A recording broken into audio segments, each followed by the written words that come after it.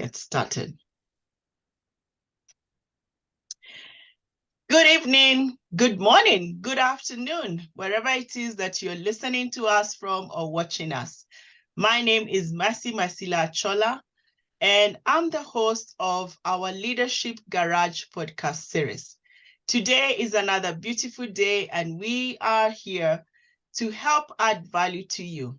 Now, if you're joining us for the first time, welcome to the Leadership Garage series. And I will be telling you shortly about the Leadership Garage. If you have been listening to us, you have subscribed to us, we welcome you once again. Now, the Leadership Garage podcast series, as the name says, is all about leadership. But why garage? You know, we all have vehicles, motor vehicles, doesn't matter what size or shape you own one. We always take our vehicles for a check-in. It could be a minor service, a major service, an oil check, something to replace on your windscreen or even your wiper. We always do that to our cars. And guess what? You and I as leaders need to get that check-in every so often. And this is why we're bringing to you the Leadership Garage podcast series. Today, I am joined by my wonderful friend, Joel Kamau, and I'll be asking him to introduce himself to us shortly. So why don't you put your hands together and join me in welcoming Joel to our forum today. Joel, good evening, and how are you? Thank you, Mercy. Good evening. How are you? I am doing well. I hope you had a Good to wonderful see day. you. I had a good busy day. Good to see you. That's good. Great. So, Joel, welcome to the Leadership Garage podcast series. We're honored to be hosting you. And why don't we start by you introducing yourself to our viewers and our listeners? Tell us, who is Joel Kamau? Great. So I tell people I'm a villager in Nairobi. So I do not claim to be a Nairobian. I live in Nairobi, but I'm a villager who came to Nairobi. I love being a great father to my two girls, Shiro and Wanja. Every day they remind me and they give me meaning into life. When you see bringing them up, how you are shaping the future for the nation. When I make a decision, I know I'm making decisions for them. Married to Grace, I love life. I think every day I wake up and ask myself, what is it that I need to do to bring a smile on someone else's face? My purpose in life is very clear, is to unlocking potential in the people I lead and the people who work with me and around me. And you know, one of the things, Mercy, we share is I love John Maxwell's books. I've read them 20 times, some maybe more than that. Because one of the things I've learned is the leadership you lead in the office space cannot be any different from the house. So you cannot be a bastard at work and try to behave like you're a great husband at home or father. So I try to be a good role model of what leadership looks like. When I'm not being a great father or when I'm not mentoring and coaching, which is my passion, which is what unlocks potential. I'm the commercial director, Kenya Breweries. So I look after sales in Kenya Breweries. And Kenya Breweries happen to be among the 6 countries that do 60% of the Diageo Global NSV. So we are one of the key markets. And it's always an honor and a privilege to lead a team of 400 people who we go out to ensure that every Kenyan can celebrate life every day, everywhere. Wow, thank you so much, Joel. I love the aspect you brought out that we cannot lead in the workplace and expect not to have an impact in our homes. So we want to be holistic leaders. So we're here today, Joel. We want to learn from you. And I love that we share a common passion of reading books by John Maxwell, who has impacted my life, and I know he's also impacted your life. So to get us started, Joel, you had some wonderful information. I know you've prepared well. I know you are ready to share with us. I want to open this platform for you now to begin sharing with us what you have prepared. And I cannot wait to get some wonderful, awesome nuggets from you. so that I can build myself even as we build our audience. So over to you, Joel. I see a wonderful thing. You're very aligned to our theme on the Garage series. So tell us more. So you know, Mercy, when I bought my first car, I tell I tell people I didn't buy it, but my sister-in-law kinda just felt mercy on me and gave me was a Mazda Demio. And the interesting thing, these Mazda Demios of late, they look very gisty and nice, but those were old models in 2006, 2007. And so I couldn't even fit. So you couldn't sit behind me because I'm a bit tall. And so the moment I was able to buy a car, I went to look for a Forester because I love Subarus, and I will tell you why I love Subarus. And every time, even after many years of moving from one Subaru to another, I've always kept a Forester. And even today, I still have one Forester in my house. And it gives me pleasure always to see what is the latest Forester in the market, what has Subaru Kenya brought, because it has some very interesting things. And I would want to be sharing some leadership nuggets in the eyes of a Subaru Forester, specifically XT, for those who have Subarus. Yes. Okay. Wow, I can't wait to hear some more about this journey of the Subaru Forester. So take it away, Joel. Drive us. Thank you, Mercy. So, you know, one of the interesting facts about Subarus is actually that 96% of all Subarus are still on the road that were manufactured 10 years ago. Wow. And, you know, for you who have driven a Subaru, you will notice, okay, I know Subaru drivers in Kenya have a reputation for bad manners, doing many things, but just get that out. And then let's just get into us who are sober drivers of Subaru, who love speed, who love a smooth ride. I think Subarus have very good fuel economy. And then they are very simple and responsive to handling. So when you're handling a Subaru, it's very easy, as in it's one of the cars that for sure, Mercy, if I have 10 cars in front of me and I want to overtake, I can get out of my lane and I know for sure I'll be able to move from 0 to 90 kilometers per hour within very few seconds. So it's a very smooth ride with very good economy. And you know, when you think about leadership, you know, leadership is about you growing. And I think that's why I love the whole idea about Leadership Garage. Because, you know, leadership is about how then do you tool yourself so that every single day you are growing and you are growing. And you see, you cannot grow in your leadership journey without commitment. And you must be committed to the cause of growing more and more. And I think, why do I read a lot of books? You know, in my office at home, I have a lot of books. On my 40th birthday, I don't know why people gave me so many books. I'm not sure if I gave them the vibes that I need more knowledge or wisdom, or it's because most of them knew I love reading books. And why I spend a lot of time is because without creating and building your capability and capacity as a leader, you have nothing to offer to your teams and the people around you. You know, there's somewhere John Maxwell says that your teams can only move as far as you have. So if you stop learning and reading, you will have nothing to offer to them. And I tell people, the moment you don't have anything to offer to your team, you lose relevance. So in your leadership, you need to have a lot of commitment. You need to be accountable. And for you to be accountable, you need to, as in when the Subaru gets to a certain mileage, I need to take it back to Subaru Kenya for it to be, for service. And so you need to keep your own self-accountability. But the biggest for me is consistency. Where I know for sure a Subaru, even if I am in whatever space, it is not gonna get stuck in mud.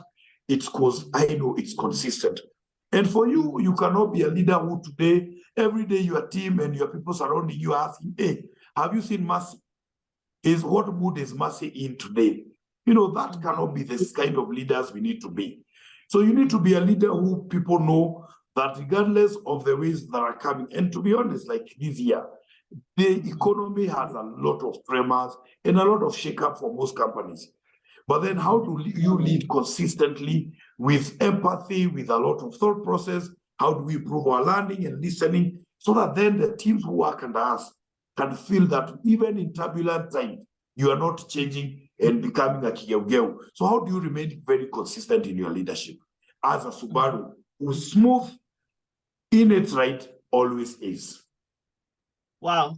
Joel, let me pause us there because I want to do some reflection on this performance. You know, you're telling us that 96% of all Subarus will be performing 10 years down the line, and there's a reason for that.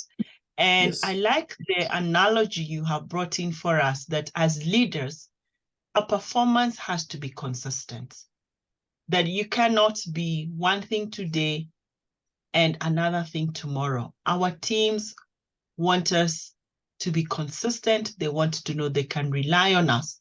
And especially in this season we're in, when there's a lot of turbulence, whether it is economic, whether it is external, internal, we are seeing a lot of things that are impacting leaders. And you have shared also, Joel, the fact that you take a responsibility. So you're not waiting to take the car to the garage. Something you said very profound is the reading that you are doing and investing in yourself. We say leaders are readers. Leaders are readers because that is where you begin to power yourself. That is where you smoothen the rough edges. You know, you're saying the car attributes is a smooth ride. Every day you want to smoothen yourself in that. And so Joel, you've really outlined this for us. And I'm seeing even, you know, I want to ask you the question here. The performance of this Subaru has what, 6 gears? That's a very powerful car. Yes. Yeah, not many cars have that many gears. And to maneuver these gears, what would you allude to when it comes to a leadership level? Because we're talking consistency, we're talking commitment, authenticity, and accountability. But the truth is, just like the car, we're always driving at different gear levels. What would you say from a leader's perspective, Joel? You know, Mercy, it's interesting you've asked that because you know, when you think, and I think it's in the developing the leader within you. You know, John C. Maxwell speaks about the different levels of leadership. And you know, when you are on gear 1 is when you're trying, you have just started the car, you're on gear 1, the car is warming up. When you get promoted, when you get a new job, you are in level 1. And you know, in that level 1, you are operating on position. And you know, people follow you because they must to. So I have reported to a new job. I am the head of RTC. So people have to follow me because I'm the head of RTC, not because I have anything that deserves to be done. I have not earned it. So you are just warming up to the team. But the interesting thing is you cannot sit there for too long. You need to start asking yourself, how do I start getting influence beyond the level of the job description? Because at level 1, where it is position, you cannot influence beyond your level. But then when you move into gear 2, is the car is warmed up. The team has started understanding you. They start giving, and that level 2 is called permission, where now you are building great relationships. Now people follow you because they have to. They feel that, Mercy, okay, interesting. I like her, right? And you know, people will now start listening to you beyond your authority. And this allows you to work with the team. You make work to be fun, but also don't overstay there. So you cannot start your journey on Kiambu Road on gear 1, then gear 2, and then you say, hey, I will get into town with gear 2. No. You must start thinking, how do I move to gear 3? And that is why in gear 2, you cannot stay at permission for too long. But you see, when you move into gear 3 in leadership, which I call production, is when people start seeing your results. And they follow you because of what you've done for the organization. So Joel has come into this business, he's come to EABL, He's a new Rocky, looking very good. We like his vibe. But is he getting the business to the next level? Are we seeing new ideas? Are we seeing innovative ideas? Do we like how he leads? Are we seeing results? And you know, the best thing about this is that people now start sensing. Now people there will start sensing that, wait, there's some success in this guy or this lady. And they like what you are doing. Problems are always starting to be solved with actually very little effort. And you notice as you drive Mercy on gear 3, you have a level of, the car is on a very good momentum. But again, you can't see in gear 4, gear 3. You need to move to gear 4. And for leadership, from position to permission to production, gear 4 talks about people development. Now in gear 4, people follow you because of what you've done for them. And this is where we call people development. So people can start asking. So from the time Mercy became my boss, can they start seeing long range growth? Can they start commitment for you to bring new coach, to mentor? And whatever you need to do, you need to make sure that now it's no longer about you in gear 4. This is where you are on a smooth lane on the super highway, you are cruising, and this is a good level to be in. And you must always make sure that you do whatever it takes to stay at this level. But you know, also at the super highway, as far as the cops will not be there, you know, you actually can move your car into gear 5. And this is where you need to be cruising at 120, 140. And that's why Mercy loves Subarus. And you know, this level in leadership is called personhood. And this is where you earn respect. Now, there are very few people who represent this. So people like Mother Teresa, Nelson Mandela, Obama, those people have gotten there. It's reserved for very few people. But you can guess that those people have spent many years growing the organization and their people. There are very few people who make it here. But when you make it to gear 5, you are bigger than life. So for me, Mercy, I'll look at level 1, 2, 3, 4, 5, and maybe just to repeat them again. Level 1 is where position. Level 2 is permission. So position is about the right, you are my boss. Permission is where you are building relationships. Number 3 is production, where people start seeing results. Number 4 is people, is where now you see people's development, where people now can see reproduction, and you can see that there are people behind you who you are building. And last one is where we call personhood, which is more of respect. And people, very few get there. At gear 5, I think you should be good to go, Mercy. Oh, great. I love that reminder, Joel, of the 5 levels of leadership that John Maxwell has even written a book about. And I wish we could see more leaders around us reminded of these 5 levels. Sadly, many of them are operating at position 1, but now you can move to 2, 3, 4, and 5. Actually, I always say to my clients, the minimum level you should strive to be at is level 3. Minimum should be level 3, but even better, level 4. If you can get there, then you are a leader worth your salt. So take us to the next level. So apart from being a smooth ride and good fuel economy, there's some features that Subarus have. And you know, I was telling I always tell my wife, one of the things is, you know, the Subaru has a lot of things, but you have a choice to ignore them. You know, when you depart a lane, it has actually a warning sign. And it tells you, hey, you are departing from this lane. Actually, when you're driving, where and the beauty of all these attributes is you can choose to put them on or to ignore them. And I'll come to why, as a leader, you have actually that choice. You can either decide to do some things or fail, but all choices have consequences. You know, it has an automatic emergency braking. So if you go to a very crowded place and someone is too near the car, it brakes. It has adaptive cruise control. It can tell you, by the way, this is how you can center the lane. And mostly, it has an automatic pre-collision braking. Now, the beauty of all these features, Mercy, is actually you have a choice to put them on or off. And you know, interesting is that Subaru's as one of the safest cars. But that doesn't mean that Subarus don't get into accidents. Why? Because very few of us are keeping to putting these features on. And when you think about leadership, you know, I tell people in life, in leadership, as you grow, you need five kind of people. Number one, you need peers, people who are you at the same level, people who will hold you accountable. They'll tell you, by the way, Joel, umemes. Or in a meeting, they'll chat you and tell you, you shut up. You're actually digging, you don't understand your things. You know, people will tell you as it is, and you know for sure they care, and they have the positive intent. But also your peers are also the people who will cheer you up when they see opportunity. Mercy, we have seen a job that should be yours. Every time I read this job, I see you, Mercy. Have you applied? Have you prepared for the interview? What have you prepared? You know, people who cheer you up. So those are the peers. So category one is peers. Number two, you need leaders who inspire you. People who, when you sit down with them, like John C. Maxwell, for me, really inspires me.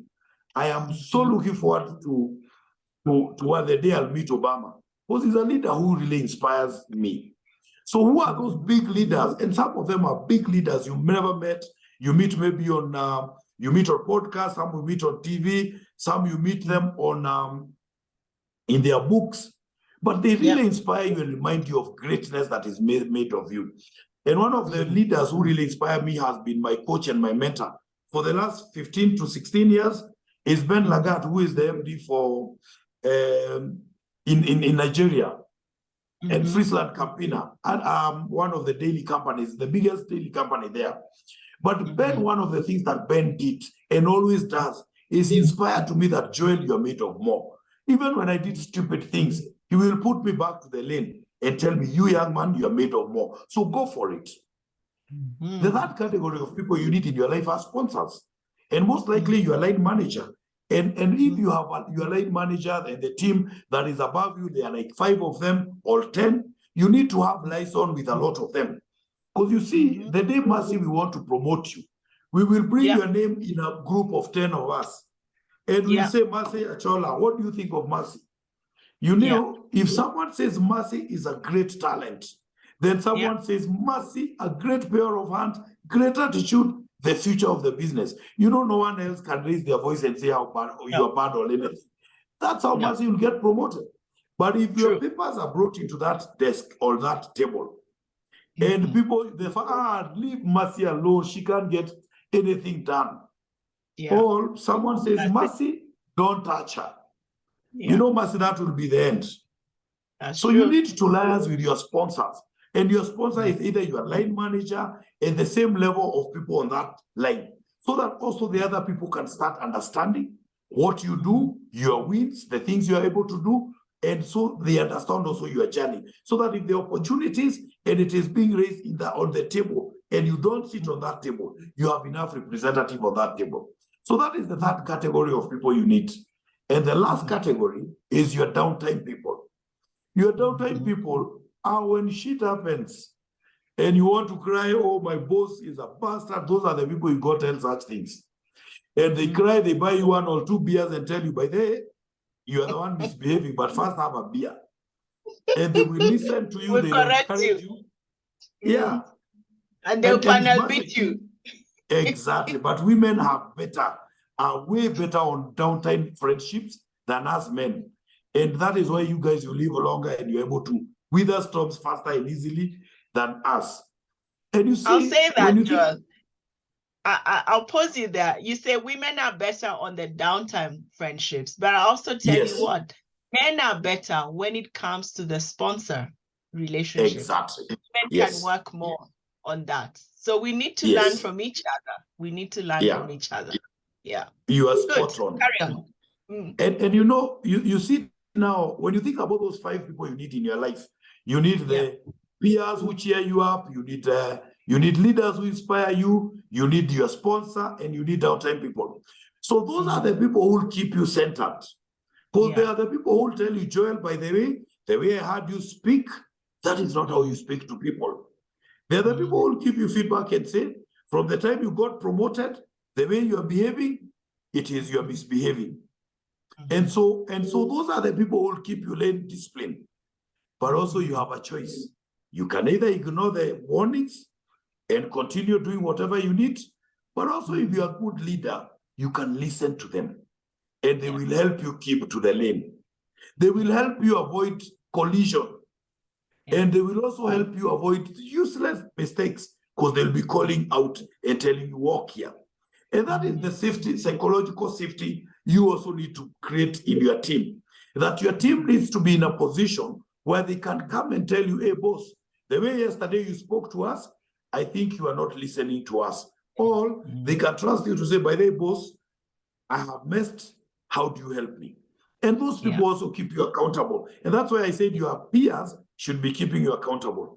But now when you have such a group of people who are diverse in your life, they will help you adapt to different situations. Must say, you know, it's interesting that the 4 different categories of people you need in your life, they will always change with the levels. So let me give you an example. So I have a good friend of mine called Alvin.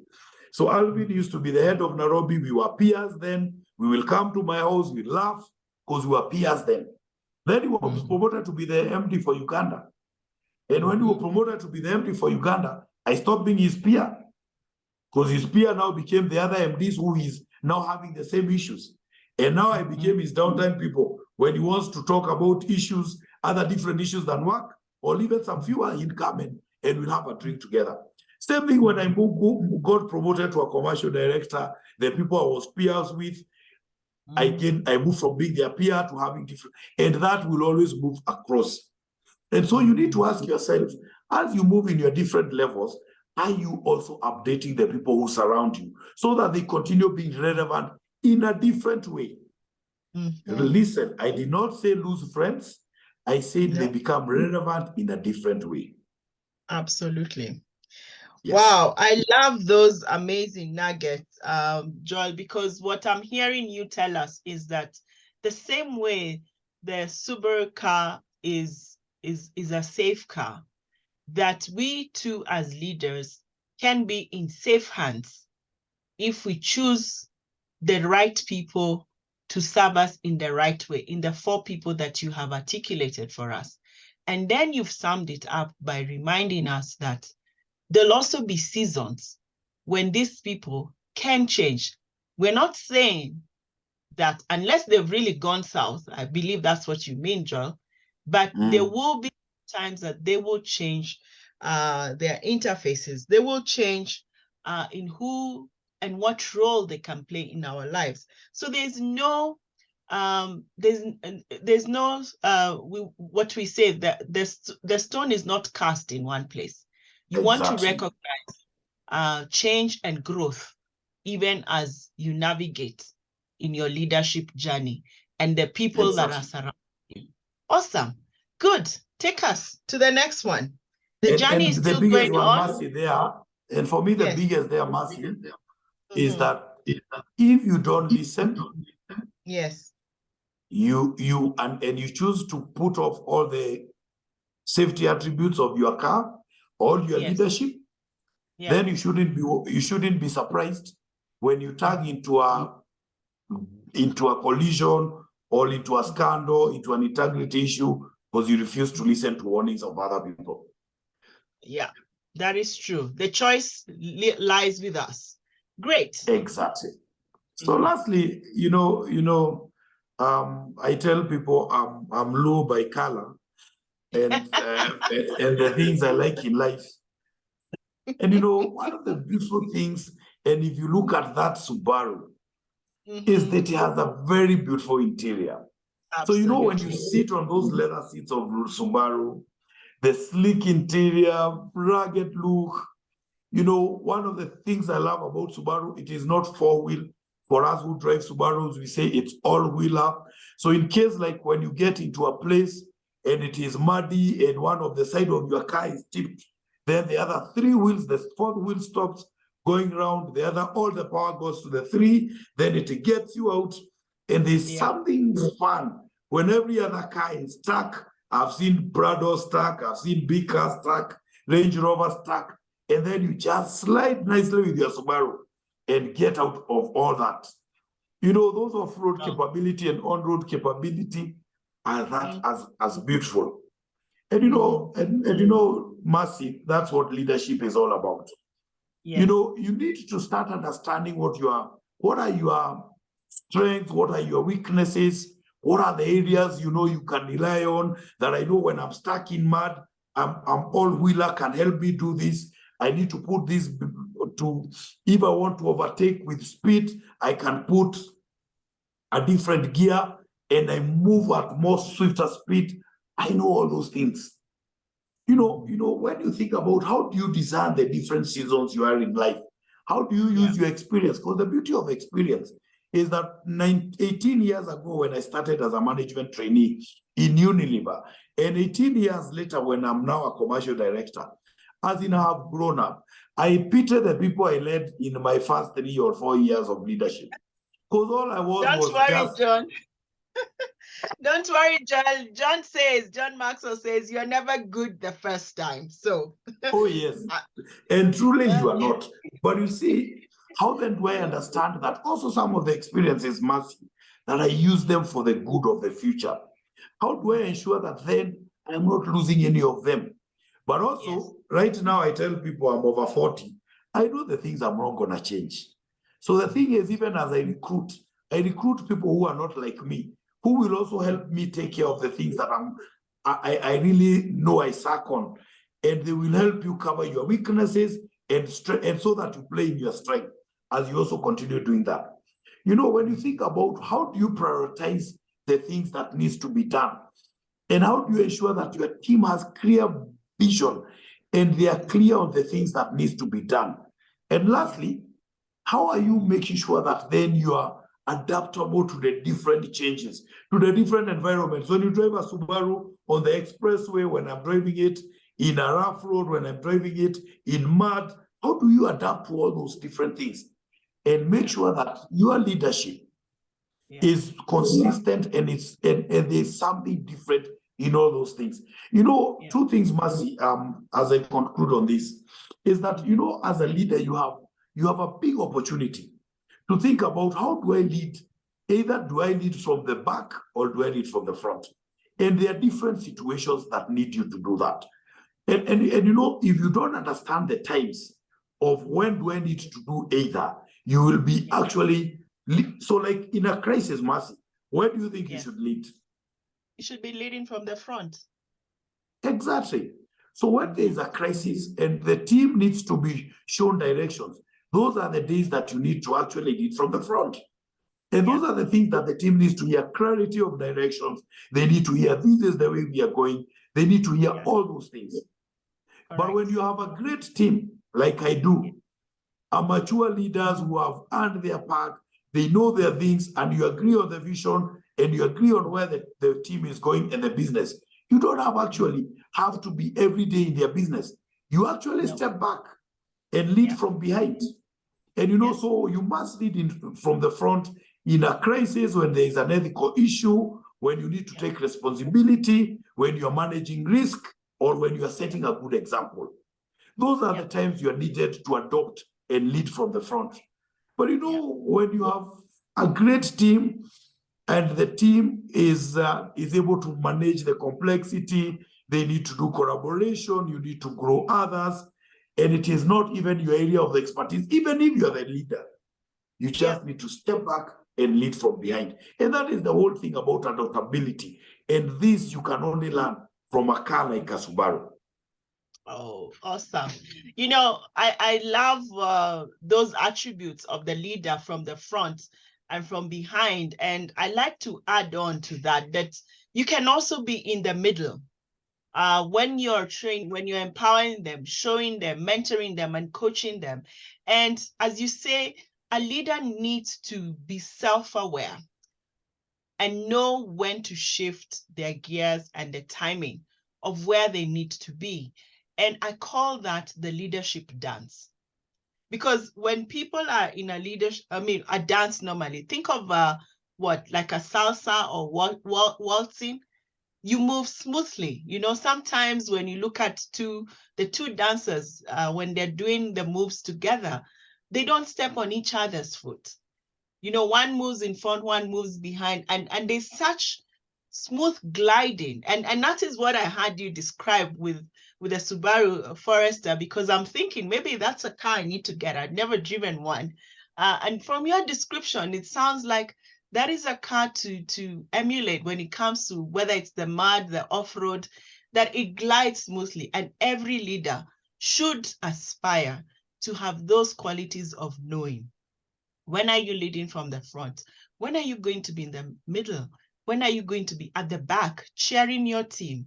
And your work is to motivate your team members to perform. And Joel, I like what you said, that you have no qualms at this point in your leadership journey to engage, to recruit, to attract leaders who are even smarter than you. And I think that is the epitome of being a leader. You recognize, Jack Ma says that he likes to recruit people who are smarter than him to run his businesses. And each one of us as a leader should aspire to get there. And when we do, then we will have lived out our leadership potential, our purpose, and our calling.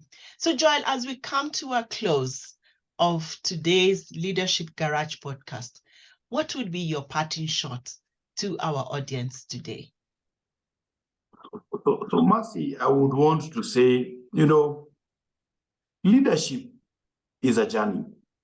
And I think we must cut ourselves the slack that leadership is not about perfection. There are many times my team has to call me and tell me, hey, boss, you are not thinking. Or that idea of yours doesn't make sense. And they have that. I've created that psychological safety for us to be able to give each other that feedback. But you see, you know what? One of the things that I love what this came from the MD, the CEO of GE, the former CEO of GE, Jack Welch. And he said in conclusion, leaders, you have a huge responsibility, most of you. God gave you a job where you are responsible for people's lives. It's a big deal. You got families you are responsible for. Make it a big success for them. And listen, it is not for you. Make it a big success for them.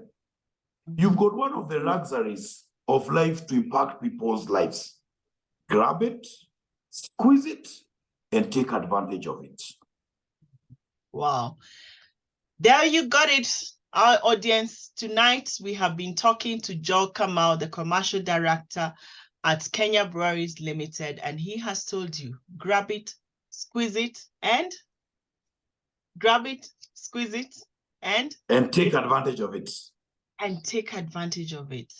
I was stressing that because I want our audience to really take it. Grab it, take it, grab it, squeeze it, and take advantage of it. It doesn't matter where you are leading. Remember, leadership starts with leading oneself. Whether it's your family, whether you're leading a nonprofit, an SME, a startup, or a big organization such as the one that Joel is part of, go grab it. Take advantage of it, and grab it, squeeze it, and take advantage of it. So thank you very much for tuning in today. We want to thank you once again, Joel, for joining us. We truly appreciate you and for the nuggets that you have poured into us. So there you got it. To our listeners, whether you're watching us or listening to us, we want to say thank you very much for joining us. You have been listening to me, Mercy Masila Chola. I'm the host of the Leadership Garage podcast series, and I'm also the founder of Value Connect and an executive program leader with the Maxwell Leadership Team, being joined today by our guest, Joel Kamau. Thank you once again. We say goodbye as we sign off here, and we look forward to seeing you during the next podcast. Thank you and bye-bye.